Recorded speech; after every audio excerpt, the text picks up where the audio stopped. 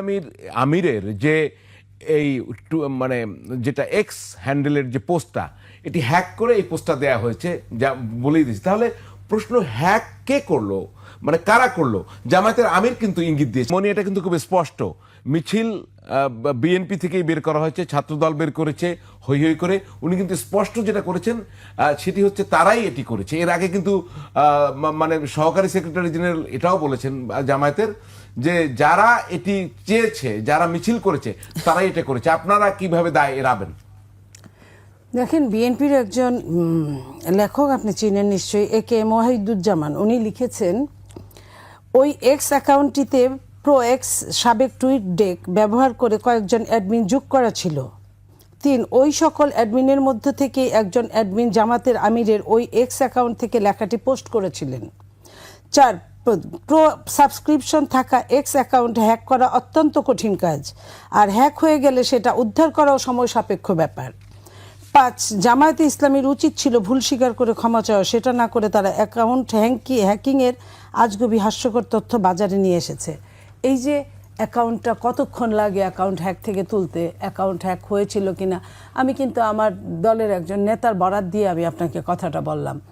এটা বিএনপির এত ক্ষমতা নাই, বিএনপি বট বাহিনী পালে না।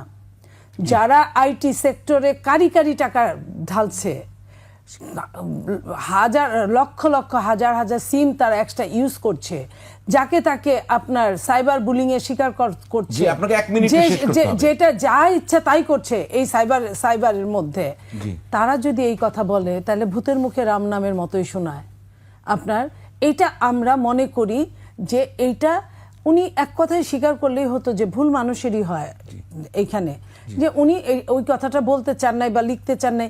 আপনার মনে আছে যে মাহফুজ সাহেব, আমি শেষ করে দিচ্ছি, মাহফুজ সাহেব তো কত কথা লেখেন, আমরা উপদেষ্টাদের দুই একজন উপদেষ্টা লেখা দেখতাম, কতক্ষণ পরে আবার মুছে ফেলতো, কতক্ষণ পরে পুরাটাই মুছে ফেলতো। একই সঙ্গে আপনার কি মনে হয়, আপনি একটু আগেই বলছিলেন যে এটা কি একটা পলিটিক্যালি ডিবেট হচ্ছে, ঘায়াল করার ডিবেট হচ্ছে এই মুহূর্তে? মূল জায়গায় আমরা অ্যাড্রেস করতে পারছি, নারীর মান বা তার মর্যাদা সমুন্নত করার চেয়ে দুটি রাজনৈতিক দল কি এখন বিবাদে জড়ানো এই বিষয় নিয়ে? একদম সংক্ষেপে জবাব চাই। মানে এটা তো অবশ্যই, এটা নিয়ে আমার আর বেশি কিছু বলার নেই। আমি যেটা একটু বলতে মিস করেছিলাম আমি একটু বলি। ইসলামের যে আপনি কোরআন যেভাবে পড়বেন, আরবি পড়ার একটা, আমি যতটুকু জানি ততটুকু বলি।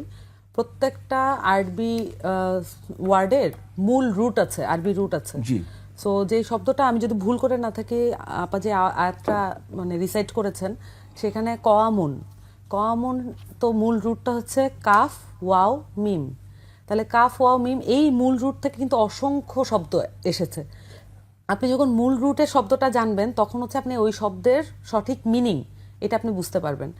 কখনো এমন হতে পারে ওই শব্দের সঠিক মিনিং বা ট্রান্সলেশন অন্য আরেকটা ভাষায় নাও থাকতে পারে। আমরা কোনো শব্দের যখন অনুবাদ করি, যেমন এখানে পরিচালক অনুবাদটা এসেছে, এটার কিন্তু অল্টারনেটিভ অনেক অনুবাদ থাকতে পারে। যেমন তত্ত্বাবধায়ক, এটা আরেকটা শব্দ হতে পারে। কম শব্দটা যে এখান থেকে এসেছে সেটার মূল রুট কিন্তু এটাই। সো আমার কাছে মনে হয় যে আপনি যেটা প্রশ্ন করেছেন এটা উত্তর আমি দিয়েছি আগে, আমি আর দিলাম না। এই বিষয়গুলো কোরআনের আয়াতের অনুবাদের ক্ষেত্রে অবশ্যই আমাদেরকে মূল রুটকে মাথায় রাখা। অসংখ্য ধন্যবাদ সামান্থা শারমিন।